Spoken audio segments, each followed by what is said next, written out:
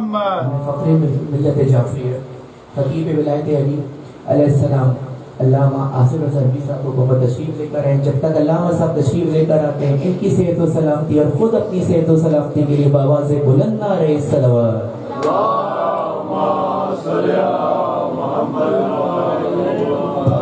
نعرہ تکبیر، نعرہ تکبیر، نعرہ رسالت، نعرہ رسالت، بولے ماں نعرہ حیدری، حیدری، حسینیت زندہ باد، یزیدیت مرد آباد، اہل بیت کے دشمنوں پہ لعنت. بے شمار. آواز بلند نعرہ صلوات. اللہم صلی علی محمد وآل محمد. بسم اللہ الرحمن الرحیم. الحمدللہ الذی جعلنا من المتمسکین بولایت امیر المؤمنین. اللہم ایاک نعبد و ایاک نستعین. الصلاة والسلام بتحیت والاکرام علی اشرف الانبیاء والمرسلین وأولادہ الطیبین الطاہرین المعصومین. ثم الصلاة والسلام علی الصدیقۃ المبارکہ الرازیۃ المرضیہ عالمۃ غیر معلمہ محافظۃ النبوہ و ناشرۃ الولایہ بلقیس حجرۃ و تقدیس الجلال و آسیۃ التکمیل والکمال. ام الکتاب، ام القرآن، ام الانوار، ام الائمہ، ام المعصومین، ام العلوم، ام الہدیٰ، ام الحسن، ام الحسین، ام المحسن و ام ابیہا السیدہ فاطمہ الزہراء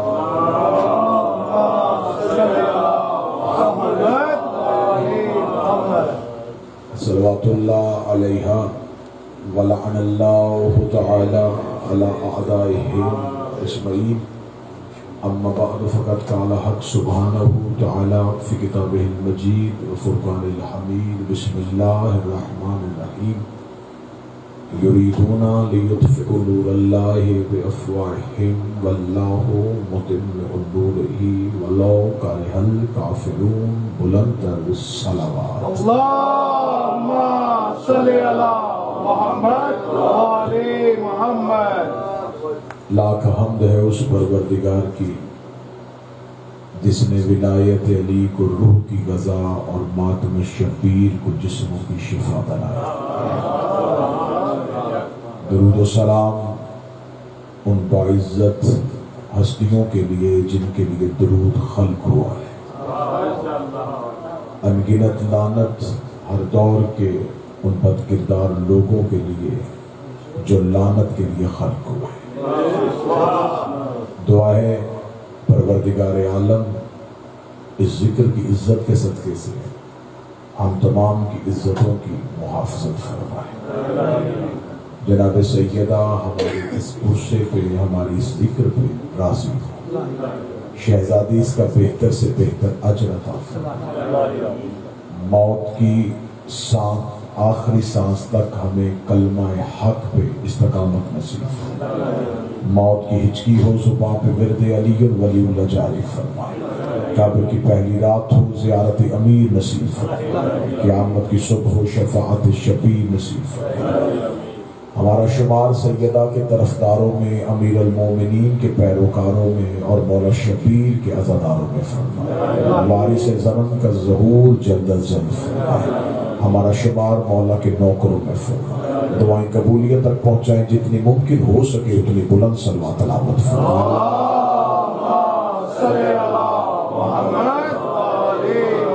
اجازت ہے ذکر شروع کیا جا سکتا. بہت بڑی خوش بختی اس حوالے سے کہ آج جس جگہ پہ ہم بیٹھے ہیں یہ زمین کا ٹکڑا ذکر حسین سے وضو کر رہا ہے. اور یقیناً جو سیدہ کے گھر آباد کرتے ہیں ان کے گھر ہمیشہ آباد رہتے ہیں. سلسلہ گفتگو اس انداز سے آگے بڑھائیں گے کہ یقیناً آپ مجلس عزا میں جب آئے تو ایک موضوع آپ کے ذہن میں ہے کہ یہ مجلس مخصوص ہے اس ہستی کے ساتھ جو حسین کے رسول ہیں، جسے حسین نے رسول بنا کے بھیجا تھا۔ پورا سال کیونکہ ہمارے پاس اس گھر کا ہر فرد ہی اتنی عزت اور فضائل کا مالک ہے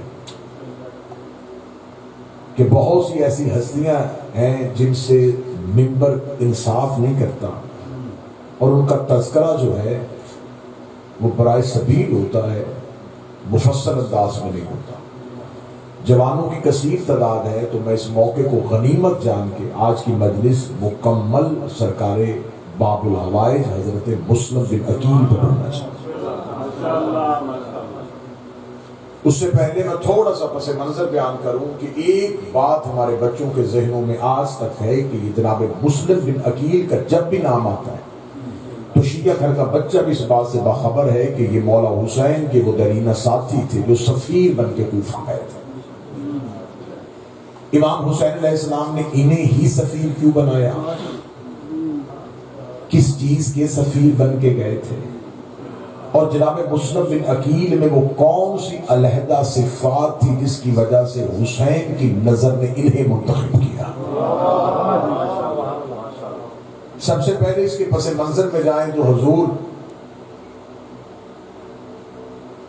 انکار بیعت 26 رجب کو ہو چکا، وجہ ایسا 26 رجب کو حسین ابن علی سے اس دور کے ظالم اور بد کردار بادشاہ وقت، میں لفظ آسان کروں گا، خلیفۃ المسلمین نے خلیفۃ الرسول سے بیعت کی۔ مجھے خلیفۃ المسلمین کہتے ہوئے اس لیے ایک لمحہ کے لیے بھی آر محسوس نہیں ہوا کہ اسے مسلمانوں کی اکثریت نے خلیفت چن لیا۔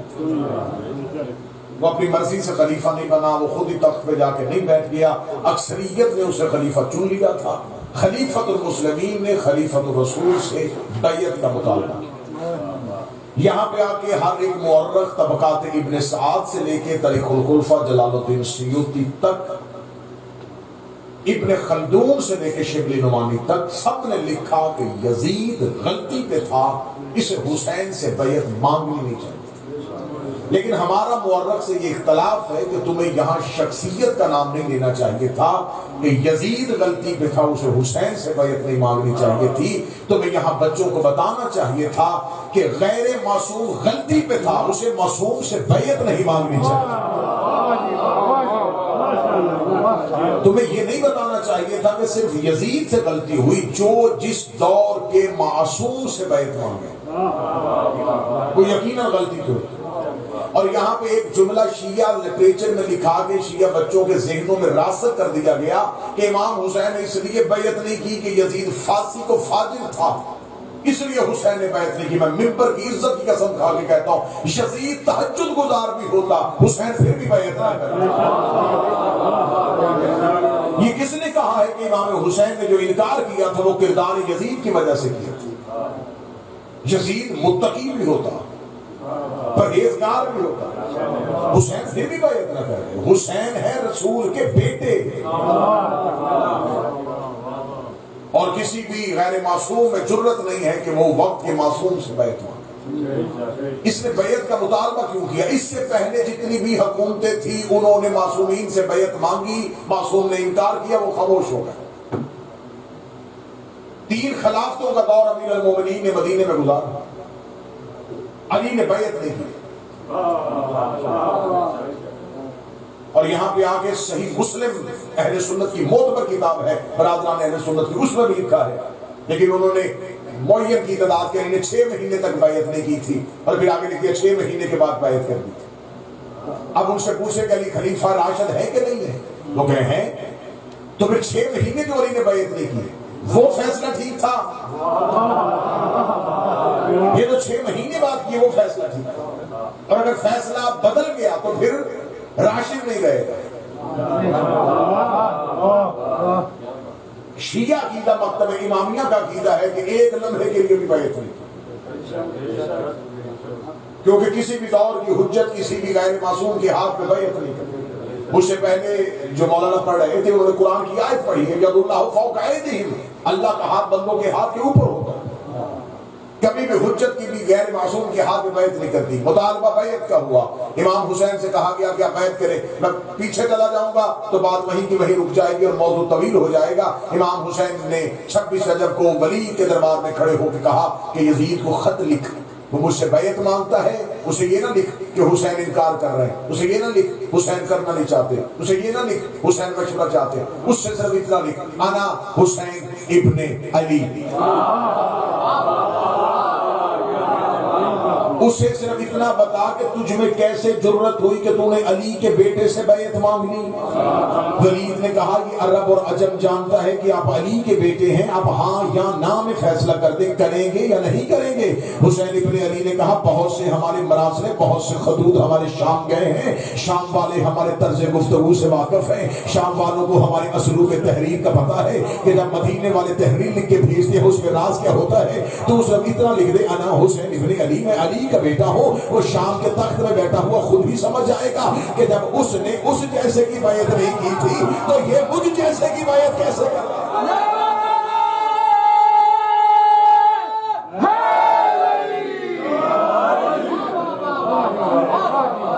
جب اس دور کے علی نے بیعت نہیں کی تو اس دور کا علی بیعت کیسے؟ اسے لکھتے انا حسین ابن علی، میں علی کا بیٹا. اتنا کہنا تھا، خط شام پہنچ گیا، حسین بیعت نہیں کر رہے. 26 رجب کو امام حسین علیہ السلام نے مدینہ میں کھڑے ہو کے کہا نہیں.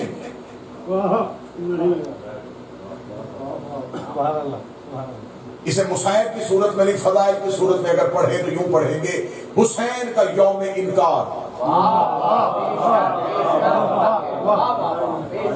3 خلافتوں نے مدینے کو اتنا مضروب کر دیا تھا، لوگ ڈرتے تھے حکومت کے سامنے زبان کھولنے سے، اور اسی حکومت کے نمائندے کے دربار میں کھڑے ہو گئے. حسین ابن علی نے جرت سے کہا، اس میں اتنی جرت، میں مجھ سے بیعت مانگی.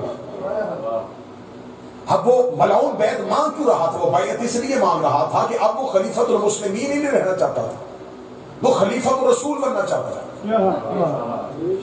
حسین ابن علی نے کہا اسے کہ نہیں، یہ کسی بھی حاکم کے لیے نہیں تھی،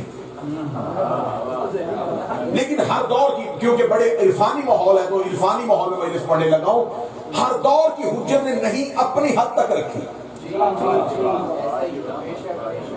امیر المومنین نے کہا نہیں کروں گا، گھر کا دروازہ بند کیا، اندر بیٹھ. اور مورخ نے دشمنی علی میں بھی جملہ لکھا، لیکن اس میں بھی فضائل علی آ گئی. یہ ہے میرے بادشاہ کی فضیلت کا مینار. دشمن پردہ بھی باندھے تو علی کا فضائل پھاڑ کے باہر نکلتا. مورخ نے کہا علی گھر میں قرآن جمع کر رہے تھے، تو نے یہی جملہ لکھ کے علی کی فضیلت بیان کر دی. علی باہر سے قرآن جمع نہیں کر رہے تھے،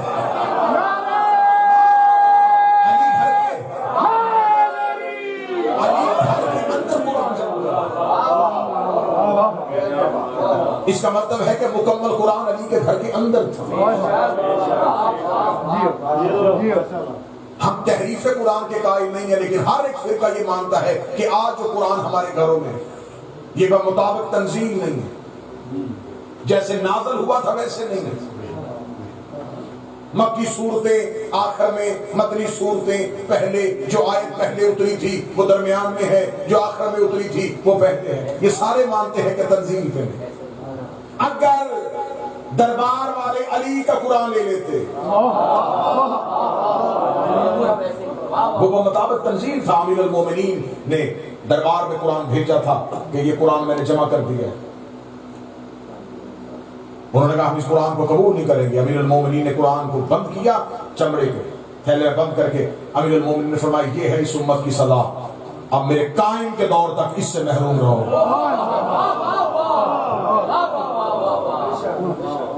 ہم تحریف قرآن کے قائل نہیں، لیکن یہ سارے مانتے ہیں مطابق تنزیل نہیں. موضوع ادھر ادھر نہ ہو. حسین ابن علی نے کہا نہیں کروں گا، یہ نہیں حسین ابن علی نے کہا. اور میرے محترم سامعین، ہر دور کا مشکل ترین کام ہے نہیں کہنا۔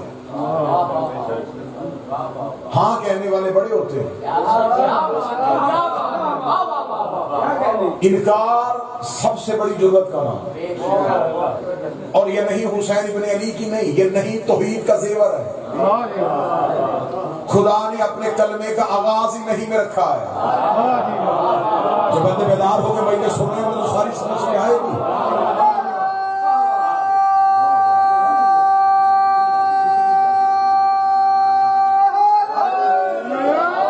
خدا نے کلمہ یہ نہیں رکھا اللہ واحد، اللہ ایک ہے۔ خدا نے کہا کلمہ یہ پڑھو لا الہ الا اللہ، اللہ کے سوا کوئی معبود نہیں ہے۔ نہیں پہلے کہو اقرار بعد میں کرو، نہیں پہلے کہو اقرار بعد میں کہو۔ جاؤ تاریخیں اٹھا کے دیکھو، مکہ کے کافروں نے آ کے ابو طالب کے گھر میں رسال سے آپ سے کہا تھا کہ تو ہمارے خداؤں کو برا نہ کہ، جہاں ہم اپنے خداؤں کو مانتے ہیں وہاں ہم تیرے خدا کو بھی مان لیں گے۔ ہمیں جھگڑا تیرے خدا کو سجدہ کرنے سے نہیں ہے، جہاں ہم لات کو سجدہ کرتے ہیں، جہاں ہم منات کو سجدہ کرتے ہیں، جہاں ہم عزا کے آگے جھکتے ہیں، ہم تیرے بھی رب کے سامنے تو سجدے کر لیا کریں گے۔ صرف ہماری تیرے ساتھ لڑائی یہ ہے تو ہمارے خداؤں کو برا نہ کہا کر۔ آج مولوی کہتا اتحاد بین المسلمین ہونا چاہیے، امت کا اتحاد ہونا چاہیے۔ کیا نبی سے بڑا بھی کوئی اتحاد بین المسلمین کا داعی تھا؟ نبی کو چاہیے تھا، نبی کہتے تھے کہ مکے میں سوسائٹی کا عمل برقرار رہنا چاہیے، مکے میں ایک دوسرے کے بھائی بن کے رہنا چاہیے۔ رسول نے فرمایا اگر میرے مذہب میں آنا ہے لا پہلے کہنا پڑے گا، اللہ کو بعد میں ماننا پڑے گا۔ رسول نے کلمہ ایسے پڑھوا کے دنیا کو بتا دیا کہ حق کا رستہ یہ ہے، تبرہ پہلے کرنا پڑتا ہے، تولا بعد میں کرنا۔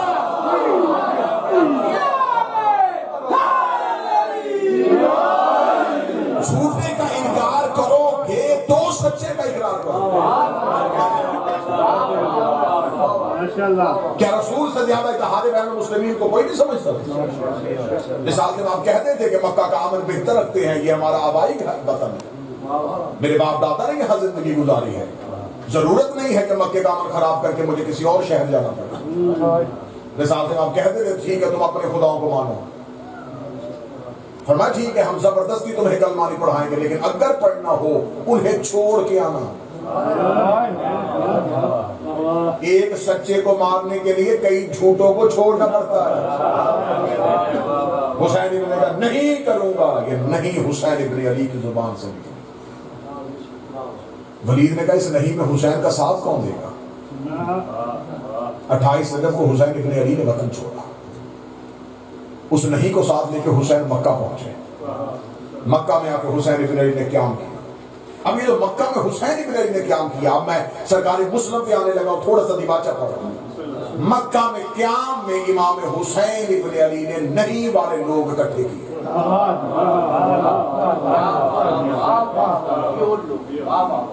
میں بالکل ہسٹری کا ضامن ہو کے جملہ پڑھنے لگا ہوں، یہ قطعاً کوئی بندہ یہ نہ سمجھے کہ حسین ابن علی کے ساتھ چلنے کے لیے لوگ تیار نہیں تھے۔ مکہ تک قافلے کے قافلے آئے، مولا نے واپس بھیجے، ضرورت ہی نہیں ہے۔ اتنی کثیر تعداد حسین ابن علی کے پیچھے، مولا ہم چلے ساتھ، فرمایا ضرورت نہیں۔ جنگجو آ رہے تھے، مولا ہم بہادر ہیں، ہم میدانوں میں لڑتے ہیں، فرمایا مجھے لڑنے والے نہیں چاہیے، مجھے نہیں والے چاہیے، جنہیں نہیں کہنے کا ہنر آتا ہو۔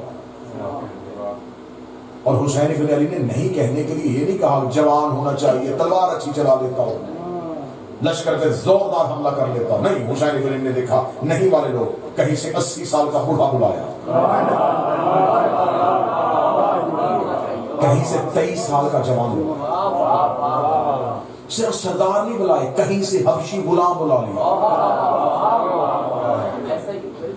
حسین ابن علی نے نہیں کے لوگ اکٹھے کیے، کیونکہ حسین ابن علی یہ جو نہیں تیار کرنے لگے تھے نا، اس کے بعد ایک انسانیت کی تعمیر ہونے لگی تھی۔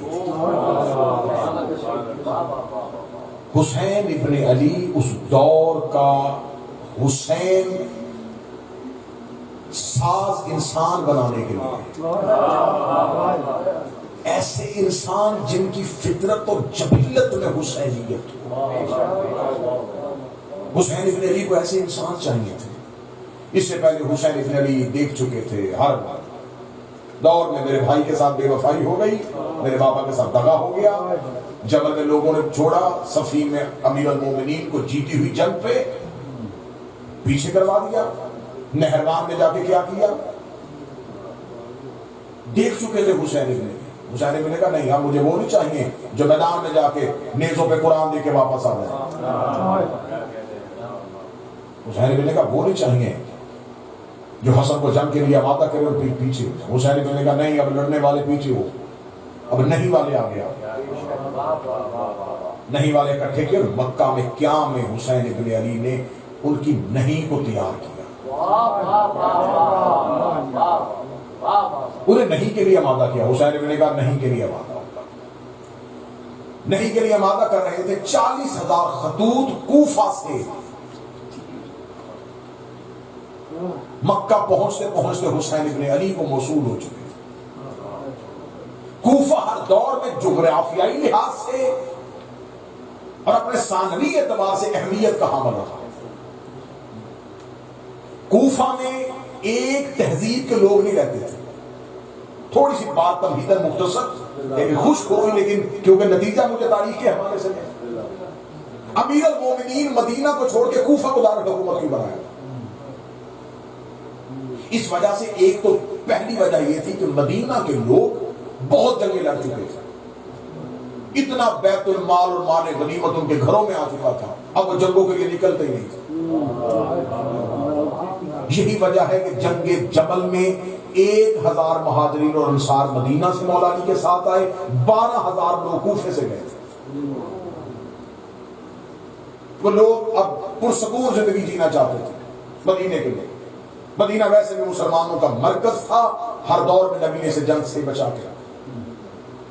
کوفہ میں مختلف، کوفہ کیونکہ نئی آبادی بنی تھی، یہ تو دور تو بہت پرانا ہے کوفہ شہر، لیکن کیونکہ اس میں مختلف تہذیبوں کے لوگ آ کے آباد ہو گئے تھے، اس لیے کوفے کا مزاج ایک جیسا نہیں تھا، مختلف قبیلے تھے۔ اگر کوئی قبیلہ علم میں تھا تو کوئی دغا میں تھا، کسی کی شجاعت اچھی تھی، کوئی بزدلی والی، مختلف تہذیبوں کے لوگ۔ جہاں مختلف تہذیبوں کے لوگ آباد ہو جائے وہاں بدامنی زیادہ ہوتی ہے، کیونکہ وہ ایک تہذیب کو فالو نہیں کرتے۔ امیر المومنین دارالحکومت کوفہ بنا۔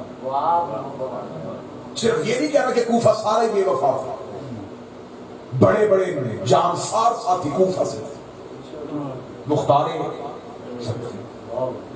یہ کوفہ سے، حانی بن عثمان یہ کوفہ سے،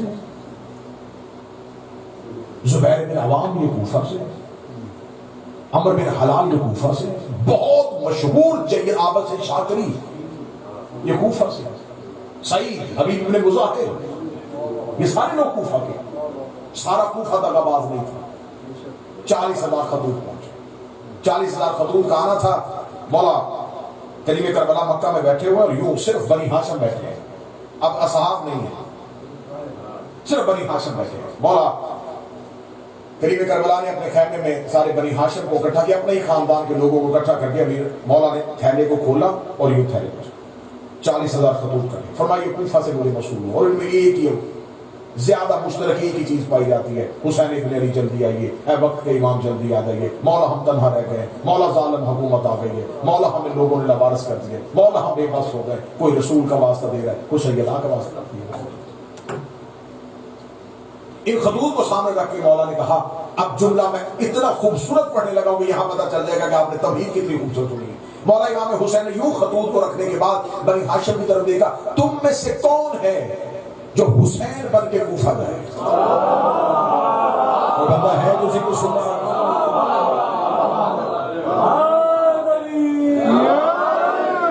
میں بالکل بے عین ہی وہ جملے پڑھوں گا جو میرے شہنشاہ کی زبان سے نکلے، یہاں نہ میں خطابہ ڈال سکتا ہوں نہ لفظوں کو تبدیل کر سکتا ہوں، کیونکہ قرآن پڑھا جا سکتا ہے، بدلا نہیں جا سکتا۔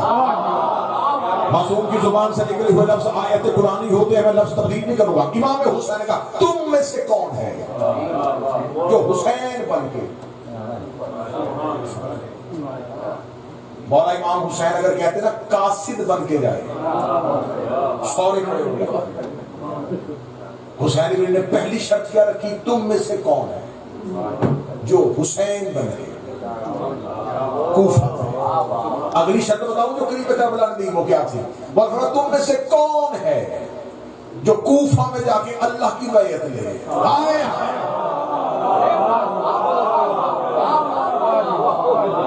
کیونکہ حجت کی ہاتھ میں معصوم کی بیعت نہیں، معصوم کی بیعت اصل میں اللہ کی بیعت ہے۔ حسین ابن نے یہ جملہ کہہ کے ثابت کر دیا کہ ان میں سے اگر کسی کو بھی میں بھیجوں گا تو کوئی بھی مورخ یہ نہ کہ غیر معصوم ہے، وہ بھی اپنے ہاتھ میں اللہ کی بیعت لے سکتا ہے۔ کون ہے جو تم میں سے حسین بن کے کوفہ جائے اور حسین کی جگہ کوفہ والوں سے اللہ کی بیعت لے؟ اتنا کہنا تھا بنی ہاشم کے سامنے شرطیں اتنی سخت ہو گئی تھی کہ اب کون کہے کہ میں حسین جیسا ہوں، اب کون کہے کہ میں حسین جیسا ہوں۔ حسین ابن نے یوں کتابیں کہہ دیا بلا تشبیہ، پورے بنی ہاشم میں نظر دوڑائی، سب سر جھکا کے بیٹھے تھے۔ یا حسین ابن علی کی نگاہ ایک جوان پہ پڑی، چہرے میں مسکراہٹ آئی، فرمایا قوم یا ابو الفضل العباس، عباس ذرا اٹھ کے کھڑے ہو جائیے۔ سخی ابو الفضل العباس کھڑے ہوئے اور مولا امام حسین علیہ السلام نے پھر دوسری طرف دیکھنا شروع کیا، نگاہ جا کے ایک چہرے پہ اور رکی، فرمایا قوم یبن عقیل، عقیل کا بیٹا آپ ہی کھڑے ہو جائیے۔ ادھر سے مسلم کھڑے ہوئے، ادھر سے غازی کھڑے ہوئے، 32 سال کے عباس، 28 سال کا مسلم،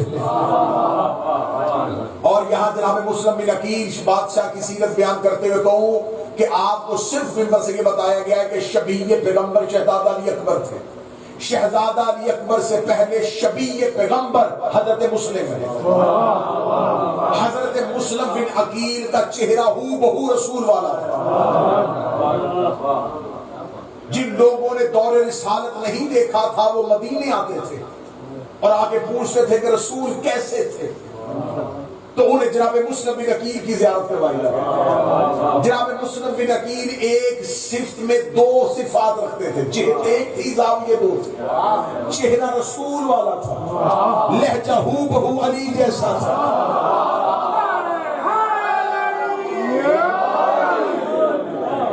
چہرہ رسالت تھی، لہجہ امامت تھا، بولتے تھے تو بالکل ایسے لگتا تھا جیسے علی بول رہے ہیں، آنکھیں بند کرو تو ایسے لگتا تھا جیسے علی بول رہے ہیں، اور ہر دور میں حجت کو خطبے کے لیے علی کا لہجہ چاہیے ہوتا ہے۔ مسلم کا انتخاب اس لیے ہو گیا کہ کوفے والے علی کے لہجے سے واقف تھے، اگر کسی اور کو بھیج دیتے تو ہو سکتا کوفہ انکار کرتا۔ فرمایا ادھر سے مسلم کھڑے، ادھر سے عباس کھڑے، فرمایا عباس آپ کوفہ جائیں گے؟ فرمایا لبیک یا سیدی، میرے مالک اگر حکم امر ہو تو میں حاضر۔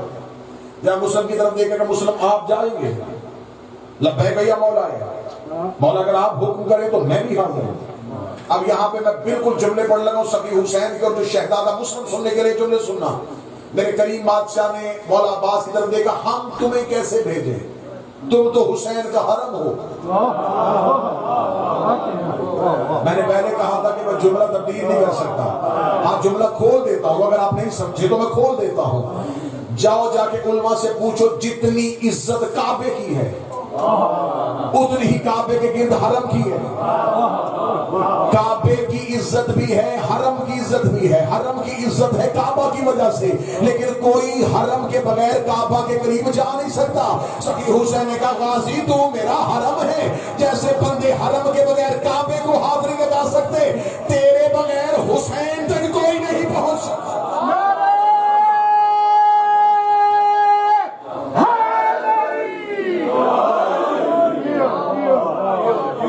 بیک وقت 4 علی تھے مدینہ میں حسین ابن علی کے، محمد بن حنفیہ، عبداللہ ابن جعفر طیار، مسلم بن عقیل، ابو الفضل العباس۔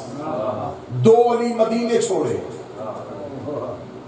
میں حسین کی فضائل میں ہوں، ایک کو ساتھ رکھا، ایک کو کوفہ بھیجا۔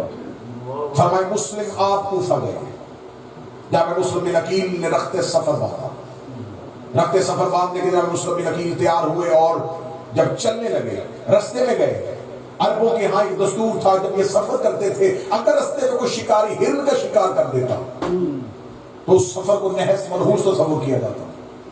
جناب مسلم بن عقیل ابھی مکہ سے باہر نکلے تھے، یہ ایک شکاری نے ہرن کا شکار کیا. مسلم بن عقیل واپس پلٹے. مولا حسین کے خیمے اقدس کے باہر آ کے سلام کیا. السلام علیکم یا رسول اللہ. پوچھا کون ہے؟ مالک مسلم. مسلم واپس کیوں پلٹ آئے؟ مولا نشانی سفر کی کو متبرک نہیں ٹھہری. حسین ابن نے کہا اگر مسلم نہیں جانا چاہتے تو کسی اور کو بھیجوں. اب اگلا جملہ میں جناب مسلم کا یہ واقعہ نہ پڑتا، اس جملے میں جناب مسلم کی عزت ہے. جب مسلم دیکھے گا کہ مولا مجھے سفر کا خوف نہیں، لیکن صرف اتنا پوچھنے آیا ہوں کہیں جدا تو نہیں ہو رہے. میں مسائل جی پڑھ رہا فضائل پہ، کہیں یہ جدائی تو نہیں. اگر یہ وقت آخر ہے تو ایک مرتبہ اپنے مولا کی جی بھر کے دوبارہ زیارت کر. دوبارہ زیارت کی. مالک نے پیشانی میں بوسہ دیا.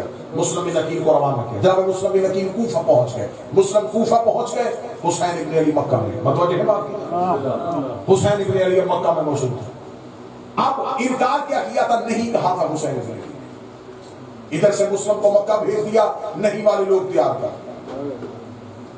مکہ سے کوئی کوفہ سے نہیں والے نہیں نکلے تو حسین ابن علی جو چاہیے تھے وہ خط لکھ کے بلوائے. یہاں سے حسین ابن علی نہیں والوں کو لے کے کربلا پہنچے. حسین ابن علی نے ایسی انسانیت کی تعمیر کی ہے، ایسا نہیں کہنے کا حوصلہ سکھایا کہ حسین ابن علی نے دیکھا کہ اب ان کی نہیں کو آزماؤں کہ یہ کتنے نہیں میں پکے ہیں. حسین ابن علی نے 2 محرم کو یوں ہتھیلی جیسے صحرا میں اپنے لشکر کو اتارا. 7 محرم کا پانی بند ہے، پیاسے ہیں لیکن نہیں کو نہیں چھوڑ رہے. بہتے دریا کے کنارے خیمے میں مجھے کسی مکتب کی کتاب سے نہیں ملا کہ حسین ابن علی کے کسی ایک نوکر غلام نے بھی آ کے حسین ابن علی سے پانی مانگا. بہتے دریا پہ پیاسے لیکن مطمئن. کیوں نہیں؟ 8 محرم پیاس بھوک نہیں. 9 محرم لشکر اتر رہے، تلواریں، نیزے، بھالے، شور، قاتلوں کا ہجوم، یہ نہیں پہ کھڑے. کچھ اس انداز سے بھی کبھی انصار حسین سننا تاکہ انسانیت کی تعمیر ہو سکے. حسین ابن علی نے کہا یہ اتنے نہیں پہ پکے. یہ مکہ سے واپس نہیں پلٹے، یہ کربلا میں صحرا میں اترے، ریگستان گرم تھا، انہوں نے نہیں چھوڑی. پانی بند تھا، یہ پیاسے رہے، انہوں نے نہیں چھوڑی. یہ 3 دن سے بھوکے بیٹھے ہیں، یہ نہیں چھوڑ رہے. حسین ابن نے کہا صبح تو عشق کا امتحان ہے، دیکھ لو کہیں ایسا نہ ہو جائے جیسے ابراہیم نے آخر وقت میں پٹی باندھ لی تھی، کہیں عشق کے امتحان میں خلل تو نہیں آ رہا. حسین ابن نے کہا وہ تو نبی تھا، یہ تو غیر معصوم ہے، ذرا دیکھ لو یہ نہیں پہ پکے بھی ہیں کہ نہیں ہیں. یہ پانی کے بدلے نہیں چھوڑ رہے، یہ بھوک میں نہیں چھوڑ رہے، یہ سفر میں نہیں چھوڑ رہے. حسین ابن نے شب عاشور اپنے خیمے میں اکٹھے کر کے چراغ بجھا کے کہا جنت دور چلے جاؤ گے؟ انہوں نے کہا نہیں.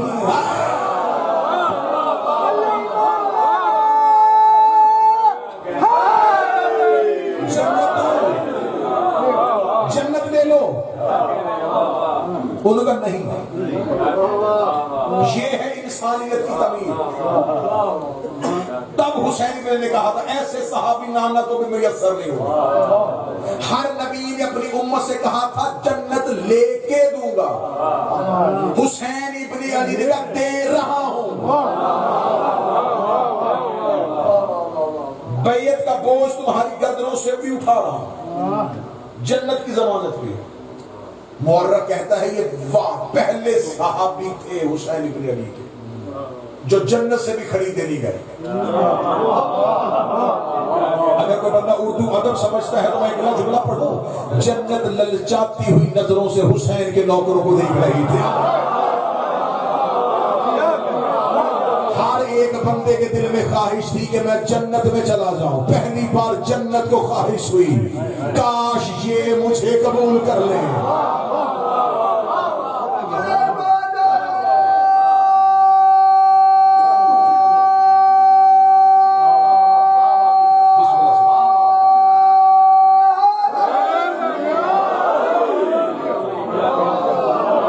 حسین کا نوکروں نے نہیں کہہ دیا تھا، وہ اپنی نہیں میں پکے تھے، انہوں نے کہا گردنیں اتار لیں گے، نہیں چھوڑیں گے، ہم نے نہیں کہنا۔ حسین ابن علی سے سیکھا ہے، حسین نے کہا اب میری نہیں پکی ہو گئی ہے، اب میں نے ملوکیت کے پرخچے اڑا دیے ہیں، اب کوئی ظالم بادشاہ کبھی حجت کے سامنے سر نہیں اٹھائے گا۔ حسین نے کہا میں نے نوکر ہی ایسے تیار کر دیے ہیں، میں نے 80 سال کا بوڑھا لیا، میں نے 23 سال کا جوان لیا، میں نے بوڑھا حبشی لیا، میں نے نوکر جوان لیا، میں نے اتنے انسانیت ساز سانچے رکھ دیے ہیں، اب قیامت تک کے لیے جہاں جہاں میرے نوکر پیدا ہوتے رہیں گے، کوئی حبیب کو دیکھے گا، کوئی سعید کو دیکھے گا، کوئی مسلم بن اوسا کو دیکھے گا، کوئی سہیل بن کین کو دیکھے گا۔ حسین نے کہا میں نے نہیں کہنے کا حوصلہ سکھا دیا ہے، اس سے پہلے دنیا میں نہیں کہنے کا حوصلہ نہیں تھا۔ حسین ابن علی نے 10 محرم کربلا کی گرم ریت پہ جو سب سے پہلا تبرک اپنے نوکروں کو بانٹا تھا، وہ نہیں کہنے کا حوصلہ تھا، وہ نہیں کہنے کی جرأت تھی، وہ نہیں آج بھی تمہاری رگوں کے اندر ہے، وہ نہیں تمہارے لہو کے اندر ہے، وہ نہیں تمہارے خمیر کے اندر ہے۔ اگر تم کہو کہ ہمارے اندر وہ نہیں کہا ہے، میں ابھی تمہارے اندر سے نہیں نکالتا ہوں، تو ذکر کا مورچہ دیکھنا۔ آج ہمیں بندے کہتے ہیں ماتم چھوڑ دو، ہم کہتے نہیں چھوڑیں گے، شمشیر سری چھوڑ دو، ہم کہتے نہیں چھوڑیں گے، علی ولی اللہ چھوڑ دو، ہم کہتے نہیں چھوڑیں گے۔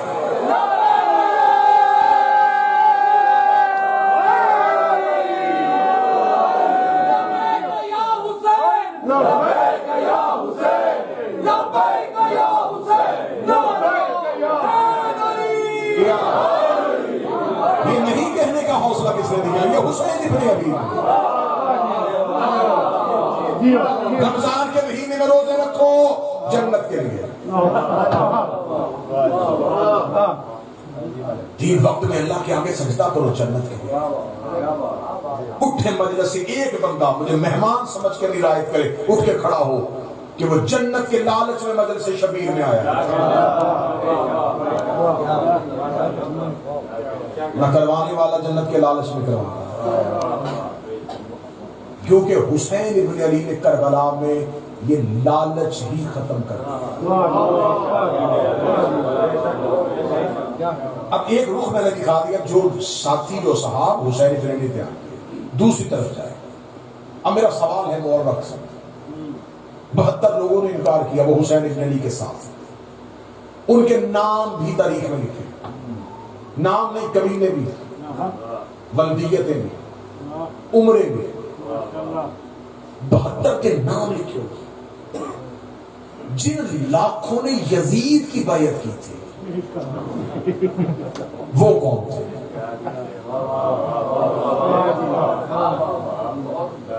اگر آج تحقیق اور تفتیش کا دروازہ کھلتا ہے کہ قتل حسین کس نے کیا، تو جو حسین کے ساتھ تھے ان کی لسٹ ہم دیتے ہیں،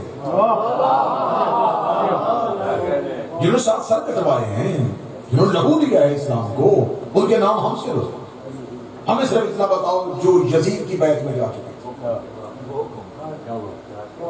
آخر ایک چند صرف شام کے لوگوں نے بیعت کی تھی، اس کی سلطنت کا رقبہ کتنا تھا، تخت شام میں تھا، اور بر صغیر میں ملتان تک اس کی سلطنت کا رقبہ۔ دنیا میں آج 7 بر اعظم ہے، اگر آج کے دنیا کے نقشے پہ اس کی بادشاہت کو ابھارا جائے، 6 بر اعظموں میں اس کی حکومت بن چکی ہے۔ ان علاقے میں رہنے والے مسلمانوں نے اس کی بیعت کر لی تھی۔ اگر آپ مجھے مجمع اجازت دے تو اس انداز سے میرا پوسٹ مارٹم کرتے ہیں کہ جن لوگوں نے بیعت کر لی تھی، قرآن میں وہ لوگ کس حیثیت میں؟ قرآن کہتا ہے اگر کوئی مسلمان کسی فاسق کے ہاتھ میں بیعت کرے تو وہ کافر ہو جائے۔ اب اگر وہ نماز بھی پڑھے گا تو قبول کیسے ہوگی؟ کیونکہ وہ دائرہ اسلام کے اندر ہے ہی نہیں، اس نے اسلام کی حدود کو توڑ دیا، وہ کافر ہو گیا۔ اس کا مطلب ہے کہ جس نے یزید کے ہاتھ میں بیعت کی وہ سب ہو گئے کافر۔ آؤ جا کے قرآن سے پوچھیں کہ اگر ان کو اپنی غلطی کا احساس ہو جائے اور یہ دوبارہ مسلمان ہونا چاہیں تو ان کے لیے کیا حال ہے؟ وہ کہہ رہا دوبارہ مسلمان ہونے کے لیے انہیں پھر کسی معصوم کے پاس آنا چاہیے، پچھلی غلطی کی معافی مانگنی پڑے گی۔ جیسے مولا امیر المومنین چوتھی خلافت کے دور میں آئے، جن لوگوں نے 3 خلافتوں کے ہاتھ میں بیعت کی تھی، ان میں سے صدیق ابن علی کے ہاتھ میں دوبارہ بیعت کی، اور امیر المومنین ان کی بیعت کو پلٹایا۔ 8ویں شہنشاہ کو ولی عہدی دی گئی، مامور کے دربار میں امام رضا کی بیعت کروائی گئی. تو وہ لوگ جنہوں نے ہارون رشید کے ہاتھ میں بیعت کی تھی، ان میں شخصیت نے آگے دوبارہ امام رضا کے ہاتھ میں بیعت کی. اسے شرعی زبان میں کہتے ہیں تجدید بیعت. بیعت ایک مرتبہ ٹوٹی، اب دوبارہ ہو گئی. ذرا تھوڑا سا سنجیدگی سے اس بات کو سمجھیے. حسین ابن علی نے انکار کیا بیعت، 72 لوگوں نے سنا، لاکھوں لوگ یزید کے ساتھ. اب جنہوں نے یزید کے ہاتھ میں بیعت کی وہ قرآن کے اعتبار سے ہو گئے کافر. انہیں آنا تھا دوبارہ کسی حجت کے پاس. حسین کربلا میں سو گئے، اگلے امام بن گئے علی زین اللہ. انہیں آنا تھا مولا سید الساجدین کے پاس. مولا سجاد جا کے زندان میں بیٹھ گئے، 1 سال وہ قید خانے میں رہے. اب ہمیں مورخ بتائے وہ پورا 1 سال امت کافر رہی ہے یا مسلمان رہی ہے؟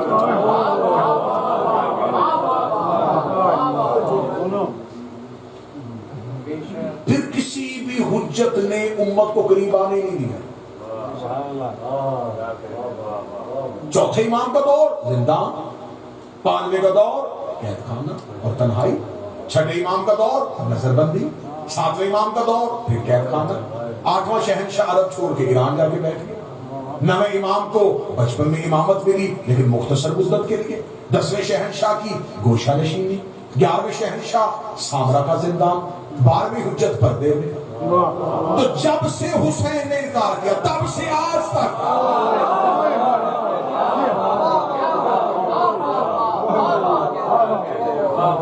امت جو حجت سے دور چلی گئی. آپ یہ نہ سمجھے کہ بندے بیعت کرے تو امام بنتا ہے. بندے بیعت کرے تو بندے بنتے ہیں.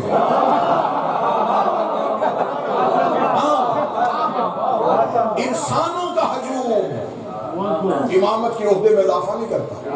ہاں، امام کی بیعت کرنے سے انسان کے عہدے میں اضافہ ہوتا ہے. چھوٹا موٹا اضافہ بھی نہیں ہوتا، سیدھا علیہ السلام.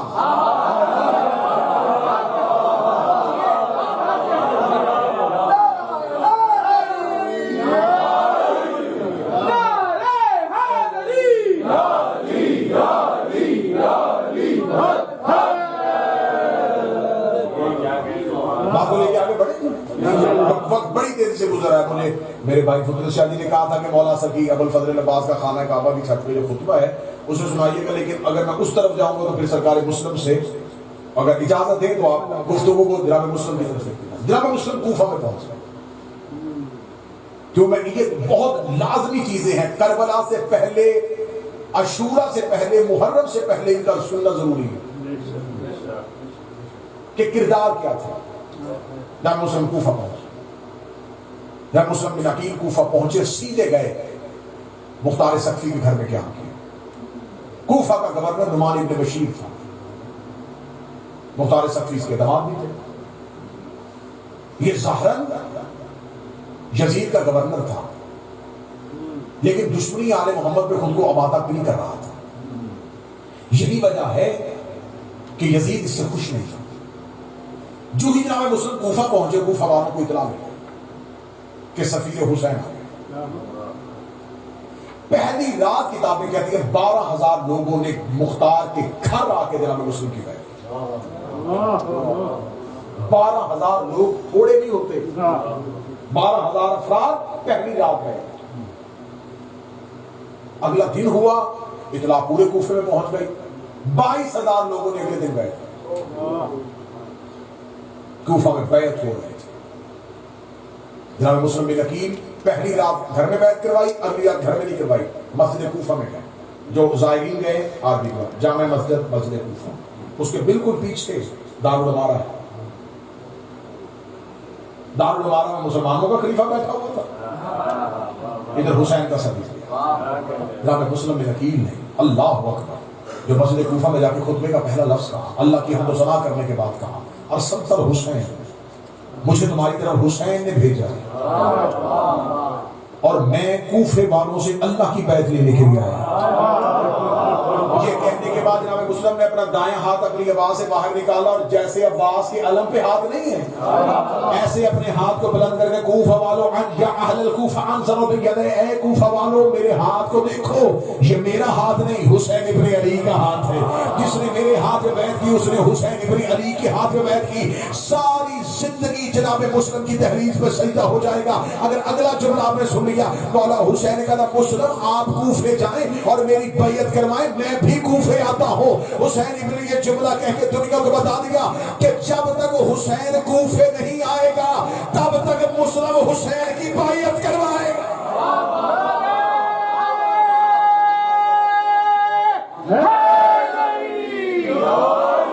اب جب تک 12واں ہاتھی کوفہ نہیں پہنچتا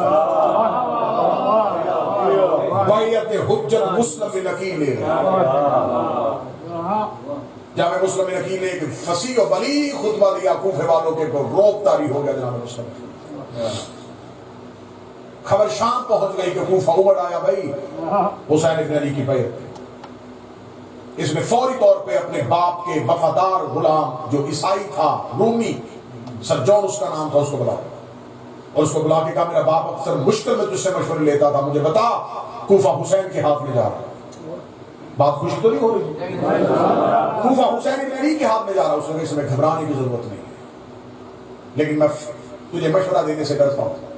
تیرا باپ مجھ سے مشورہ لیتا تھا اور مانتا تھا، تو مجھے بتا اگر آج تیرا باپ ہوتا وہ تجھے جو مشورہ دیتا تو مانتا؟ کہتا یقیناً مانتا۔ اس کا پھر رک، وہ گیا ایک خط لے کے آیا، اس نے کہا تیرے باپ نے اپنے زندگی کے آخری دنوں میں خط لکھا تھا، یہ ابن زیاد کے نام، وہ اسے کوفے کا گورنر بنانا چاہتا، پھر اس کی زندگی ختم ہو گئی، تو تخت میں بیٹھ گیا، یہ خط نہیں پہنچا۔ میں تمہیں اس لیے نہیں بتا رہا تھا کیونکہ تیرے اندر ابن زیاد کی دشمنی ہے۔ اور یہاں میں اپنے بچوں کو نوجوانوں کو، کیونکہ جب آپ امامت کا چہرہ بتاتے ہیں نا تو آپ کو ضد میں جو ملعون ہے اس کی ہسٹری بھی پتا ہونی چاہیے، کیونکہ چیزیں ہمیشہ ضد سے بھی پہچانی جاتی۔ یہ جو ابن زیاد ہے اس کا باپ جو زیاد تھا یہ پورے عرب میں ماں کے نام سے مشہور تھا، زیاد بن سمیہ اسے کہتے ہیں۔ آداب منبر جو ہے وہ ایسی باتیں کہنے کی اجازت نہیں دیتے، لیکن میں اشارہ کرتا ہوں اس کی ولدیت کا فیصلہ جرگے میں ہوا۔ ہاں یہ حقیقتیں ہیں۔ اور آخر ایک شخص کو، اور اس نے ساری زندگی سے اپنا بیٹا تصور نہیں کیا تھا، اسے اس کا باپ کہہ رہا ہے۔ اور جب خبر یزید کے باپ کو ملی تھی نا کہ زیاد جو ہے وہ شقی القلب ہے، بہت ظالم ہے، تو اس نے مغیرہ بن شعبہ کو کہا کہ اسے شام بلا۔ اسے شام بلایا اور شام بلا کے اس نے کہا کہ میرا باپ مجھے وصیت کر کے گیا تھا کہ تو جو ہے میرا بھائی ہے، اور ابو مریم نام کے ایک بوڑھے شخص سے گواہی لی اور اسے اپنا بھائی بنایا۔ عبید اللہ اسی زیاد کا بیٹا تھا جو نام سے نہیں ابن زیاد کے نام سے مشہور تھا۔ یہ بصرے کا گورنر تھا، یہ بصرے کا حاکم تھا۔ بصرہ والوں کا ایک قافلہ امام حسین کی نصرت کے لیے نکلا تھا، لیکن یہ رستے سے واپس ہوئے اور انہوں نے گریہ کیا جب انہیں امام حسین کی شہادت کی خبر مل گئی، لیکن میرے چوتھے امام نے ان پہ لعنت کی تھی، فرمایا ان کا گریہ ان کے کسی کام نہیں آئے گا، انہوں نے حجت کو دیکھا لیکن نصرت نہیں۔ اب ابن زیاد کو جب کہا کہ تجھے، اس نے فوراً خط لکھا، خط لکھے ابن زیاد کو کہا بصرے کے ساتھ ساتھ کوفے کا کنٹرول سنبھال، حسین کے سفیر کو کوفہ سے نکالا یا قتل کر۔ ابن زیاد بصرہ سے چلا، سعد بن لشکر لے کتابیں کہتی ہیں بڑا خوبصورت موڑ جس کے لیے میں نے اتنی محنت کی ہے، وہ جس میں نتیجہ نکالا مسلمان ہے۔ ابن زیاد پہنچ گیا کوفہ کے باہر شام کے وقت۔ جب یہ شام کے وقت پہنچا تو بھی دن ڈوبنے والا تھا، اس نے اپنے قافلے کو روک لیا، اسے روکو ابھی کوفے میں داخل نہیں ہوا۔ اس نے اپنے چند سپاہیوں سے کہا کہ کوفے کی گلیوں میں جا کے شور کر دو کہ حسین کوفے کے باہر۔ اس نے ہاشمی والا لباس پہنا، ہاشمی سیاہ لباس پہنتے تھے اور سیاہ امامہ سر پہنتے تھے، اس نے سیاہ لباس پہنا، سیاہ امامہ پہنا، اپنے چہرے پہ نقاب کیا۔ رات کے وقت یہ گھوڑے پہ بیٹھ کے کوفہ میں داخل، جو کوفہ میں داخل ہوا، کوفہ کے لوگ چھتوں پہ آ چکے تھے، گلیاں بھر چکی تھی، آوازیں آنی شروع ہو گئی، حسین ابن علی آ گئے، مرحبا رسول کا بیٹا، ہم تیرے انتظار میں تھے، فرزند رسول ہم تیری زیارت کے لیے بیتاب تھے، فرزند رسول ہم نے بڑے خط لکھے تھے. لوگ رو رو کے اس کے گھوڑے کے آگے دوڑ رہے تھے اور یہ چہرے پہچان رہا تھا کہ کون کون کوفہ میں حسین کا زیادہ مشتاق ہے. یہ منظر ہر ایک مورخ نے لکھا. اب میں نتیجہ نکال رہا ہوں کوفہ والے کیوں بدنام ہو گئے. اس کی پہلی وجہ یہ ظاہراً محبت کا دعویٰ کرتے تھے، معرفت نہیں رکھتے تھے، معرفت کی کمی تھی. اب میرا مالک مجھے جرت دے دے، جیسے جملہ میرے اندر ابل رہا ہے نا ویسے تمہارے ذہنوں میں چلا جائے، تم اسی طرح قبول کرو جیسے میں پڑھنے لگا. جب حجت کی معرفت نہ ہو تو لوگ ابن زیاد کو بھی حسین سمجھ لیتے ہیں.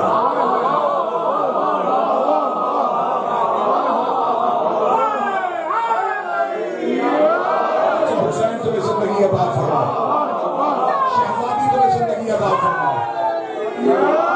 کچھ نہ کہہ کے بھی کچھ کہنا چاہتا ہوں. اگر آپ سمجھ لیں، اگر حجت کی معرفت نہ ہو لوگ ابن زیاد کو بھی حسین سمجھ لیتے ہیں. میں نے کہا تھا یہ جملے، یہ مجلس آج کے شیعہ بن کے سننا.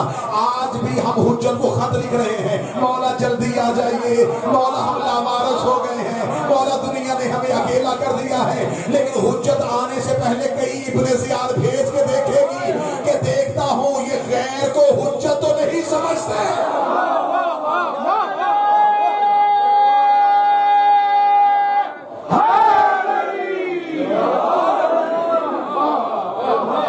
کوفہ امامت کا امتحان نہیں تھا، کوفہ والوں کا امتحان. وہ تم شیعہ ہو، تمہیں اتنی بھی معرفت نہیں، تمہیں پہچانا ہی نہیں حجت کو. معرفت نہ ہو تو کوئی بھی چہرے پہ نقاب لے کے امام بن جائے.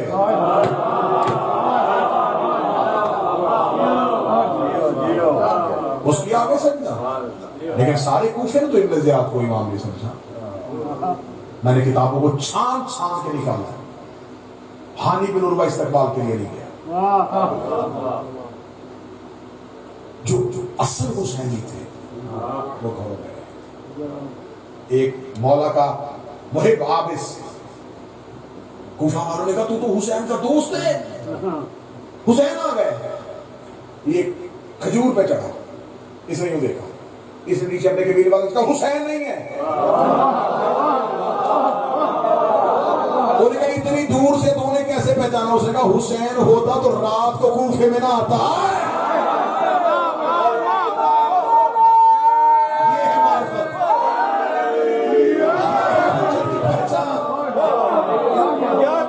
حسین ہوتا یہ مصطفیٰ کا بیٹا ہے. اس نے رات مکہ کے باہر قیام کیا تھا. جب فتح مکہ پہ رسول اللہ کا پہنچا، اپنے قافلے کو روک دیا تھا کہ بھی مکہ والے سو رہے ہیں. صبح کو داخل ہو گئے تاکہ کسی کے آرام میں خلل نہ آئے، کوئی بے چین ہو کے ڈر کے اٹھ نہ جائے. اس نے کہا یہ رسول کا بیٹا ہے، اگر حسین ہوتے کبھی بھی رات کو داخل ہوتے. اب بتاؤں کہ حجت کی معرفت کیسے ہوتی ہے. اور حسین کا ایک اور نوکر اپنے گھر کی چھت پہ نام بلال بن زہوائے دیکھ رہا. بیوی نے کہا حسین ہے. اس نے کہا نہیں، کوفے والے جھوٹ بول رہے، حسین نہیں. تجھے کیسے پتا چلا؟ اس نے کہا حسین ہوتا تو دائیں عباس نہ ہوتا.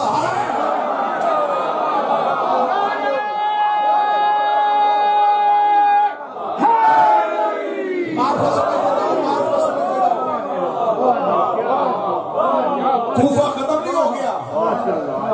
یہ نہ سمجھو کہ کوفہ کہانی بن گیا. کوفہ آج بھی ہے، حجت اب بھی آنے والی ہے. حسین کے کئی سفیر آج بھی کئی کوفے میں موجود ہیں. لوگ آج بھی ابن زیاد کے سامنے جا چکے. میں تمہیں معرفت کی قسمیں بتا رہا ہوں. ایک نے کہا حسین ہوتے رات کو کوفے میں آتے، دوسرے کا حسین ہوتے تو دائیں عباس ہوتے. ایک نوکر کے جملے کو مجھے زندگی سے زیادہ پیار. وہ بازار میں اس نے یوں دیکھا ابن زیاد، فوراً گھر کا دروازہ بند کیا. اس کے ساتھ اس کے غلام نے کہا حسین ابن علی آئے ہیں، تو نے دروازہ بند کر لیا، کیا تم نے بھی حسین کو چھوڑ دیا؟ اس نے کہا حسین نہیں. اس نے کہا تمہیں کیسے پتا چلا؟ اس نے کہا جھنڈے کی عبادت بتا رہی ہے حسین نے.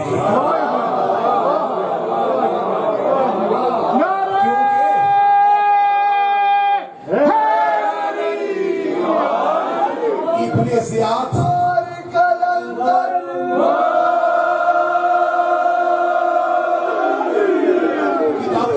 کتابیں دکھانے کے لیے تیار ہو. اس نے کہا حسین ابن علی نہیں ہے یہ تو کوئی اور ہے. اس نے کہا کیسے پہچانا؟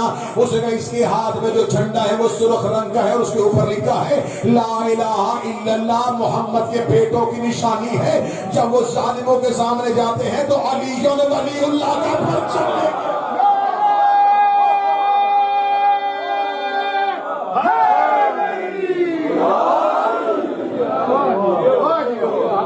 البیعۃ فی اللہ لکھا ہوتا، علی گڑھ ولی اللہ لکھا ہوتا، کوفے میں کون لا الہ کا منکر ہے؟ یہ معرفت، یہ گہرائی. کوفے میں کون لا الہ کا منکر ہے؟ کوفے میں کون محمد رسول اللہ؟ یہ تو بغض علی سے رکھتے ہیں. ابن زیاد ہے اور بے معرفت لوگوں کا حضور ہے اور کبھی بھی حجت کو ایسا مجمع چاہیے ہی نہیں. یہی وجہ ہے کہ شام سے خط آیا تھا امیر المومنین کے نام. جمل کے میدان میں تھے جب خط پہنچا امیر المومنین نے یوں اونٹ کے اندر نیزہ مارا ہوا، علی نے یوں نیزہ کو نکالا، اونٹ کے لہو کے ساتھ خط کا جواب لکھا. اس نے لکھا تھا علی میرے پاس شام میں اتنی اکثریت ہو گئی ہے کہ تیرے نوکروں کی تعداد اس کے سامنے کچھ بھی نہیں. علی فرمایا تیرے لاکھوں جاہلوں کے مجمع سے مجھے مال کے اشتر اکیلا عزیز. علی نے فرمایا مجھے جاہلوں کا مجمع چاہیے ہی نہیں، حق والا ایک بھی ہو. اس بات کو پریشان نہ ہوا کرو کہ وہ بھی ساتھ نہیں،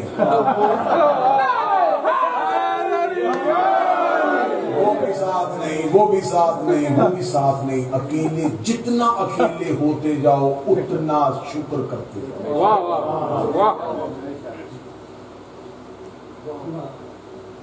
یوں ہجوم جا رہے ہیں. دارالعمارہ کے باہر پہنچ گئے اپنے سے. دارالعمارہ کے باہر پہنچا، دارالعمارہ کی چھت پہ نعمان ابن بشیر آ گیا جو کوفہ کا حاکم تھا. اس نے بھی سمجھا یہ حسین. اس نے دارالعمارہ کی چھت پہ آ گیا حسین ابن علی اپنے ساتھیوں کو لے کے واپس چلے جائیں، دارالعمارہ میں داخل نہ ہوئیے گا ورنہ مجھے مجبوراً آپ سے جنگ کرنی پڑے گی. جب اس نے یہ جملہ کہا تو اس نے چہرے سے نقاب اٹھا کے اسے اشارہ کیا کہ میں عبید اللہ ہوں، دارالعمارہ کا دروازہ کھولا. جب دارالعمارہ کا دروازہ کھلا اسے جا کے نعمان ابن بشیر سے کہا یہ تو نے کوفے کی حالت کی؟ یہ ہزاروں کا مجمع حسین سمجھ کے دارالعمارہ تک پہنچ گیا. فوراً اسے معزول کیا، خود کوفے کا کنٹرول سنبھالا. اس نے بیٹھتے جو سب سے پہلی میٹنگ کی اس نے کہا کوفے میں سب سے بڑا علی کا ہمدرد کون ہے؟ انہوں نے کہا ہانی بن عروہ. کردار سنو کردار. حجت کو کیسے لوگ چاہیے. ہانی بن عروہ عمر کتنی 100 سال. جمل میں علی کے ساتھ لڑا، علی کے لشکر میں تھے، صفین میں بھی علی کے لشکر میں تھے. ضعیف ہو چکے تھے اور بیماری کی وجہ سے بستر سے حرکت نہیں کر سکتے تھے. جب جناب مسلم بن عقیل نے مختار کے گھر میں قیام کیا تو ہانی بن عروہ نے اپنا ایک غلام خط دے کے بھیجا تھا کہ اے حسین کے سفیر، میرے بدن میں جرت اور طاقت نہیں ہے، مگر میرے بدن میں طاقت ہوتی میں آپ کے استقبال کے لیے خود چل کے آتا. لیکن کوفے کے حالات بہتر نہیں ہیں، کوفے میں ہر شخص پہ اعتماد نہ کیجیے گا، اور اگر مناسب سمجھیں تو میرے گھر میں قیام کیجیے. ہانی کی شجاعت پڑھو تو ایک مجلس چاہیے، ایک جملے پڑھ دیتا ہوں. جناب ہانی کوفے کے سب سے بڑے قبیلے کے سردار تھے. ان کی بہادری کی وجہ بتاؤں کہ ہانی بن عروہ اتنے بڑے سردار تھے کہ کتابیں لکھتی ہیں کہ جب یہ ویسے بھی روٹین میں نکلتے تھے نا، کسی جنگ کے لیے ویسے چلتے تھے، 2000 مسلح افراد ان کے ساتھ چلتے تھے. 2000 جوان تلواروں کے قبضے پہ ہاتھ رکھ کے ہانی کے محافظ بن گئے تھے. اتنا کوفے میں ہانی بن عروہ کرو. जब इब्न ज़ियाद ने आके कंट्रोल संभाल लिया, जनाब हानी ने फौरन कासिम भेजा, जनाब मुस्लिम को कहेगा अब किसी के घर में न रहे, फौरन मेरे घर में। जनाब मुस्लिम ने नकील को अपने घर में मेहमान बना लिया। ये बातें बड़ी जरूरी है, मैं मुसाहिब मुख्तसर पढ़ दूंगा, लेकिन ये बातें बड़ी जरूरी है। जनाब मुस्लिम को अपने घर में मेहमान बनाया। मेहमान बनाने के बाद जनाब हानी बिन उर्वा ने, इब्न ज़ियाद ने कासद को भेजा जनाब हानी के घर पे, मैं आपसे मिलना चाहता हूं तो आप दरबार में आए। हानी बिन उर्वा ने कासद से कहा मैं खत नहीं लिखूंगा। उससे क्या तुझ में इतनी जुर्रत कि तुम अली के नौकर को दरबार में बुला? हानी ने उसके कासद से कहा, उसे क्या मुझे तुमसे कोई गर्ज नहीं है, अगर तुझे कोई काम हो तो मुझसे मिलने आ जाओ। इसे अपने लोगों को बुला के कहा ये इतना रोब ये दरबार में क्यों नहीं होगा? ये नहीं आएगा, ये अली का नौकर। अगर इससे मिलना है तो जाओ। वो वैसे भी बीमार है, बिस्तर से उठ नहीं सकता। इसने अगर ऐसे जाऊंगा तो फिर मजबूर हो जाऊंगा कि इब्न ज़ियाद इतना मजबूर हो गया। इसने फौरन कासिद भेजा, मुझे खबर हुई है कि आप बीमार हैं तो मैं इयादत के लिए आना चाहता हूं। हानी इनकार नहीं कर सके। जनाब मुस्लिम हानी के घर में थे। जब इब्न ज़ियाद के आने की खबर मिल गई कि इब्न ज़ियाद आ रहा है तो जनाब हानी ने जनाब मुस्लिम बिन नकील को बुला के कहा इससे अच्छा मौका हो,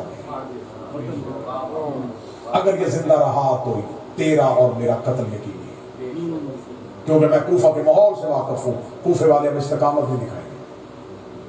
ये शकील कल्ब है, ये जालिम तरीन है। कूफा इसके सामने गिर जाएगा और मेरे बदन में इतनी ताकत नहीं है कि मैं लश्कर की सरबराही कर सकूं। अगर मैं जवान होता या मेरे जिस्म में ताकत होती तो मैं एक लम्हे में इब्न ज़ियाद का दारुल अमारा उल्ट देता, लेकिन जब तक मैं लश्कर की सरबराही नहीं करूंगा मेरा कबीला कैसे लड़ेगा? कबीले तो लड़ना था सरबराह के ऊपर, जब सरबराही बीमार है तो कबीले को कैसे लड़ाऊंगा? लिहाजा मेरे कबीले की ताकत भी साथ नहीं दे सकेगी। इससे बेहतर मौका कोई नहीं है। ये मेरे घर आएगा, आप पर्दे के पीछे हो जाए। गुफ्तगू करते करते जब मैं अमामा जमीन में रखूं, अपना अमामा उतारूंगा तो आप पीछे से आना कर। इधर से इब्न ज़ियाद के आने की खबर मिल गई। कनीज ने बताया, हानी ने अंदर बुलाया, अपनी तलवार कनीज को दी कि ये मुस्लिम हो गए, क्योंकि इब्न ज़ियाद के लहू के छींटे भी मेरी तलवार पे आए और कत्ल हानी अपने सर पे। किसी को क्या पता कि मुस्लिम यहां रह रहे हैं, ये कत्ल में अपने सर पे। इब्न ज़ियाद आके बैठ गया, जनाब मुस्लिम पर्दे के पीछे। 3 मरतबा किताबें कहती हैं कि जनाब हानी ने अपने सर से अमामा उठाया, जब मुस्लिम नहीं। आखिर जनाब हानी इतने बेताब हो गए कि जनाब हानी ने ऐसे अशार पढ़ने शुरू कर दिए जिनमें इब्न ज़ियाद की कत्ल की तदबीर बता रहा है। इब्न ज़ियाद वो अशार सुन के डर गया। उसने कहा हानी तुझे क्या हो गया है, तू ऐसे शेर क्यों पढ़ रहा है? ये खौफ ज़दा हुआ, ये जल्दी से उठा, जनाब हानी के घर से चला गया। जनाब मुस्लिम बिन नकील बाहर आए। जनाब हानी ने यूं माथे पे किताबें कहते हाथ रख के कहा वाहे हो मेरी किस्मत से, इससे अच्छा मौका नहीं मिलना था, आपने क्यों नहीं कत्ल किया? जनाब मुस्लिम बिन नकील ने तलवार हानी के बिस्तर पे रख के कहा हम हाशमियों का दस्तूर नहीं किसी को धोखे से मारे, हम हाशमी किसी को धोखे से नहीं मारते। पीछे से आके हमला करना अली के शागिर्दों का शेरवानी। मैं हाशमी जवान हूं, मेरी रगों में अकील का लहू है, हम अबू तालिब की नस्ल है, और वैसे भी वो तुम्हारा मेहमान था। तुम्हारा मेहमान नहीं था, वो मेरा मेहमान था। बस किताबें कहती हैं हानी बिन उर्वा को इस मलाओं ने दरबार में बुलाया। दरबार में बुला के हानी बिन उर्वा से कहा मुस्लिम हवाले कर, तफसीली मजमून है, इसको मैं जितना खोलता जाऊंगा खुलता चला जाएगा। बस अगली लाइन में बंद करने लगा। हानी बिन उर्वा ने मुस्लिम देने से इनकार किया। इसने जनाब हानी बिन उर्वा को कैद किया, छड़ियों के साथ कत्ल कर दिया। अली के हानी के कबीले के लोग दारुल अमारा के बाहर आके घेरा बांधा। इसने उन्हें कह दिया कि हानी कत्ल नहीं हुए बल्कि मैंने हिरासत में रखा हुआ, 3 दिन के बाद आजाद कर दूंगा। जब हानी के कबीले के लोग चले गए, इसने हानी को कत्ल करके सर कूफे के मरकजी दरवाजे पर। कूफे में खामोशी हो गई कि जब हानी जैसा सरदार कत्ल हो गया अब किसी को अमान। बस सादात वगैरह सादात फजर की नमाज पढ़ाई तो 200 लोग मुस्लिम के पीछे। ज़ुहरैन पढ़ाई तो 12 लोग थे, मगरबैन में अकेला अकामत के अकाम था, अकेला अकील का बेटा नमाज पढ़ा। नमाज खत्म हुई, जनाब मुस्लिम कूफा की गलियों से निकले, फदाइल ज्यादा पड़ गया मुसाहिब मुख्तसर, जनाजे की बरामदगी है, ये सैयदों के घर का पहला जनाजा है, इसे आगाज करबला समझ के सुनो। सादात और गैर सादात जनाब मुस्लिम कूफा की गलियों में इतने तनहा थे, यूं तलवार कूफे की गलियों में रगड़ रहे थे, कह रहे थे कूफे वालों तुमने बेवफाई कर दी, तुमने हुसैन के सफीर के साथ। चलते चलते चलते बनी गरिंदा मोहल्ले में पहुंच गए, वो गली आगे से बंद थी, मुस्लिम वहां पे आके उस दीवार के साथ बैठ गए। एक औरत है जो घर से निकल के बार बार उस चौक में आती थी, दाएं बाएं देखती थी, चली जाती थी, फिर आती दाएं बाएं देखती चली जाती, तीसरी मरतबा के मुस्लिम के पास आके कहती है, मुसाफिर यहाँ क्यों बैठा? कूफे के हालात बेहतर नहीं, गवर्नर तब्दील हो गया है, नया गवर्नर बड़ा जालिम है, हानि कत्ल हो चुका है, मुसाफिर जिसका मेहमान है उसके घर चला जाए। जब मुस्लिम देखे कहते तू बार बार चौक पे क्यों आ रही है? कहते मेरा बेटा बिलाल दारुल अमारा में मुलाजम है, शाम को इस वक्त तक घर आ जाता है, आ जाए मैं दोस्त को ढूंढ रही हूँ, तू अपने घर जा। जब मुस्लिम ने दीवार का सहारा लिया, उठ के खड़े होकर, जिसका घर कोई ना हो, जाते हुए कदम औरत के रुके रुके, कह नहीं तेरा घर कोई नहीं है तो मस्जिद में चला जा। मुस्लिम देख के कहते वहां रहने कोई नहीं देता, कहती है फिर मैं तेरे लिए कुछ नहीं कर सकती, कूफे के हालात बेहतर नहीं है। मुस्लिम ने कहा एक काम कर सकती है, मुझे पानी पिला सकती। कहती वो मेरा दरवाजा, दरवाजे के बाहर बैठ मैं पानी लेके आती हूँ। मुस्लिम दरवाजे के साथ टीक लगा के यूं कब्जा तलवार पे पेशानी रख के बैठ गए, बिला तशबीह अंदर गई, अंदर से पानी का प्याला लिया, मुस्लिम ने पानी पिया। पानी पीने के बाद मुस्लिम उठने लगे, देखे कहती है मुसाफिर अल्लाह मुसाफिरों की दुआ कबूल करता है, मैंने पानी मिलाया है, एक दुआ मांगेगा? मुस्लिम ने कहा कौन सी दुआ? कहती दुआ का इन्हें मुस्लिम मिलेगा, ये हुसैन के सफीर को गलियों में ढूंढ रहे हैं, इन्हें हुसैन का सफीर मिलेगा। इतना कहना था, जनाब मुस्लिम ने पीछे मुड़ के देख के कहा ज़हरा तुझे तेरी जजा दे। ज़हरा का नाम आना था, मुस्लिम के पीछे जाके कदमों पे हाथ लगा के किसका नाम लिया? फरमाया सैयदा ज़हरा का। रोके कहती तू ज़हरा को जानता है? मुस्लिम रो कहते जैसे मैं जानता हूँ वैसे कोई नहीं जानता। कदमों पे हाथ लगे कहती बता कहीं तो अकील का बेटा मुस्लिम तो नहीं है? जनाब मुस्लिम की आवाज है, हाँ मुझे पहचान, मैं मुस्लिम बिन अकील, ये नाम आना था। 4 या 5 मिनट बाबा जी मुझे पढ़ने देना, फिर जनाजा लाइएगा। जनाब मुस्लिम बिन अकील का नाम आना था, जल्दी से गई, कदमों पे हाथ रखे, लड़की कहती मौला मुझे माफ कर दे। मौला मुझे नहीं पता था, तकदीर ने इतना साथ दे दिया, सैयदा का लाल मेरे दरवाजे में बैठा रहा, मौला मेरे घर आइए। फरमाया मैं अपनी वजह से तुझे किसी मुसीबत में नहीं डाल सकता। देखा थी कौन सी मुसीबत, तुझे सैयदा का वास्ता मेरे घर आइए। घर का दरवाजा खोला, जब मैं मुस्लिम को घर लेके गई, बिस्तर लगाया, फरमाया बिस्तर नहीं, घर के कोने में मुसल्ला इबादत बिछाया, तलवार मुसल्ले के नीचे रखी। सारी रात अकील का बेटा माना जाते इलाही आधी रात के वक्त इसका बेटा बिलाल घर में आया। ये मोहम्मद बिन अशस मलाउन का कजन भी था।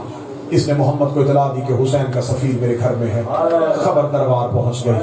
फजर की अजानें मस्जिद कूफा में हो रही थी। ये 300 सिपाही तौवा के दरवाजे में पहुंच गए। तौवा के दरवाजे पे सिपाहियों का पहुंचना था। सिपाहियों के घोड़ों की टापों की आवाज सुनी। मुस्लिम ने अल्लाहु अकबर कह के मुसल्ले के नीचे से तलवार खींची। तलवार का खींचना था, तौवा सामने आके खड़ी हुई देख के कहती है मौला मैंने तुझे मेहमान बनाया है, तुझे सैयदा का वास्ता बाहर ना जाना, वो ज्यादा है, तू अकेला है, वो लश्कर है, तू तन्हा है। जब मुस्लिम देख कहते तूने वास्ता दिया, मैं तेरे घर मेहमान हो गया, अब मुझे और वास्ता ना देना। तौवा देख के कहती है मौला बाहर जाएंगे, मारे जाएंगे। रो कहते मारा जाऊं, मैं तेरे घर के अंदर नहीं रह सकता, मेरी गैरत गवारा नहीं करती, मैं तेरे घर के अंदर बैठा हूं और सिपाही तेरे घर के अंदर चले आए। अब जनाब मुस्लिम से पूछना मौला तुझे उस मोमना की इतनी फिक्र है कि सिपाही घर में ना आए? शाम गरीबा अली की बेटी का हौसले के साथ 2 मिनट और जनाब मुस्लिम बिन अकील कूफा की गलियों में पूरी जंग खत्म की। मैं चांद जंग करता तो इसमें इतना امام حسین تھا. چاروں طرف سے حملہ ہوا, ایک گڑھا کھودا گیا, مسلم کو گڑھے میں پھینکا گیا. جہاں مسلم کے گڑھے میں جانا تھا کوئی نیزہ, کوئی پتھر, کوئی تیر, مسلم گڑھے کے اندر دیکھ کے کہہ رہا تھا آئے آج میرا اکبر ہوتا, آج میرا غازی ہوتا. انہوں نے جناب مسلم کو گڑھے سے نکالا, ہاتھوں میں رسیاں, پاؤں میں رسیاں. حالت کیا ہے جناب مسلم کا ابرو کٹا ہوا ہے, ایک ہونٹ کٹ چکا ہے. زخمی حالت میں مسلم کو لے کے دارالعمارہ کی طرف جا رہے تھے, لیکن علی کے نوکر علی کے بیٹے کی حالت کیا تھی, زلفیں ہوا میں اڑ رہی تھی, چہرے پہ لہو تھا لیکن آنکھوں میں جلال تھا, سینہ مسلم کا تنا ہوا تھا. یہ کسی کو دھکا دے رہا تھا, کسی کو پاؤں کی ٹھوکر مار رہا تھا. کوئی مسلم کے جلال کی وجہ سے مسلم کے قریب نہیں آ رہا تھا. سپاہی مسلم سے دور ہو کے چل رہے تھے. کوفے کے صدر دروازے پہ ایک سپاہی کھڑا تھا, وہ دربان تھا کوفے کے صدر دروازے کا. اس نے مسلم کو جاتے ہوئے دیکھا, دل میں کہنے لگا ایسے ہوتے ہیں جوان, یہ ہوتی ہے ہاشمی غیرت. کیا کہنے, قیدی بھی ہے لیکن آنکھیں کیسی ہے, سینہ کیسا تنا ہوا ہے, جرأت کیسی ہے کہ اس قیدی کے کوئی قریب نہیں آ رہا. تو مسلم کو مرحبا کی صدائیں دے رہا تھا. وہی دربان اسی کوفے کے صدر دروازے پہ تھا. یا چند مہینوں کے بعد اسی دروازے سے حسین کا سجاد گزرا. سجاد کی گردن جھکی ہوئی تھی, سجاد کی آنکھیں بند تھی. کوئی ادھر سے رسیاں کھینچتا تھا, کوئی اوپر سے زنجیریں کھینچتا تھا. تو دربار سید الساجدین کے قریب گیا, دیکھنے لگا تھوڑے مہینے پہلے یہاں سے عقیل کا بیٹا گزرا تھا, کوئی اس کے قریب نہیں آ رہا تھا. اس کا سینہ چوڑا تھا, اس کی گردن تری ہوئی تھی. سجاد نے سر اٹھا کے کہا تو نے انصاف نہیں کیا, مسلم اکیلا آیا تھا, میرے ساتھ علی کی بیٹیاں, میرے ساتھ حسین کی بیٹیاں. مسلم کو دربار میں لے کے گئے, دربار میں لے کے جانا تھا. یا مسلم کو اس ملاؤں نے جناب مسلم سے کہا مجھے سلام کر, قیامت تک کے لیے مسلم کے اس جواب پہ میری زندگی قربان. فرما مالی امیر سوائے حسین, میرا کوئی امیر نہیں سوائے حسین کے. اس ملعون نے مسلم کے چہرے پر ظلم کیا. حسین کی آواز مرحبا مسلم, مسلم آج تو نے ظالم کے دربار میں مجھے امیر حسین کہا ہے. زہرا کا بیٹا وعدہ کرتا ہے قیامت تک دنیا مجھے غریب حسین کہے گی, تجھے امیر مسلم کہے گی. کوفے کے دارالعمارہ کی چھت پہ مسلم کو لے کے گئے, جلاد کی ننگی تلوار.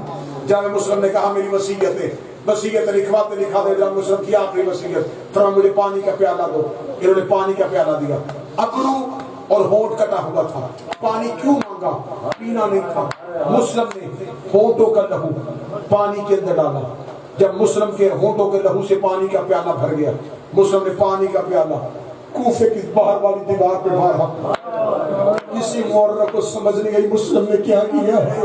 یہ تھوڑے مہینوں بعد اسی بازار سے علی کی بیٹیوں کا قافلہ گزرا. مسلم کی بیٹیاں رو کے کہتی ہیں اما رکیہ, ہمیں اس دیوار سے پاپے کے لہو کی خوشبو آ رہی ہے. سجاد کی آواز آئی, وہ سامنے دیوار پہ مسلم کے لہو کے چھینٹے ہیں. ادھر مسلم کو دارالعمارہ کی چھت میں رکھا ہوا تھا, ادھر حالت کیا, حسین نے قافلہ روک لیا. حسین تینوں کے پیچھے جا کے رونا شروع کیے. یہ عباس چلتے چلتے قریب آئے, روکے گا تجھے اس مدینے والی زہرا کا واسطہ, مجھے بتا جنگل میں رویا کیوں ہے. حسین رو کے دے, عباس تو صبر نہیں کرے گا. عباس رو کے دے, میں سیدہ زامن دیتا ہوں میں صبر کروں گا. حسین رو کے دے, عباس میری انگلیوں کے درمیان دے. عباس کہتا کوئی دارالعمارہ کی چھت ہے, کوئی قریب مسافر ہے, اس کے ہاتھوں میں رسیاں ہیں, اس کے پاؤں میں رسیاں ہیں, اس کے ابرو کٹے ہوئے ہیں, اس کے ہونٹ کٹے ہوئے ہیں. آواز ہے پہچان عباس یہ کون ہے. عباس رو کہتا ہے مولا کہیں میری رقیہ تو نہیں گزر گئی. آواز آئی عباس پہچان یہ میرا مسلم ہے جو غازی کے نوکر بیٹھے آخری جملہ پڑھنے لگا. اتنا کہنا تھا, عباس نے تلوار ریت میں پھینکی. روکے گا میں نے سیدہ زامن دی ہے, میں جنگ نہیں کرتا, مجھے ایک بار کوفے بھیج. حسین روکے دے, کرے گا کیا. عباس زمین پہ گر گئے. روکے دے, لاش زمین پہ گرے گی, اٹھائے گا کون, مسلم کو دفنائے گا کون. آواز آئی اب ذرا زمین پہ دیکھ, ایک کالے برقعے والی بی بی کوفے کی گلیوں میں رو رو کے کہہ رہی تھی کوئی میرا غریب دفناؤ. حسین کا وکیل بیٹا, حسین کا سفیر بیٹا.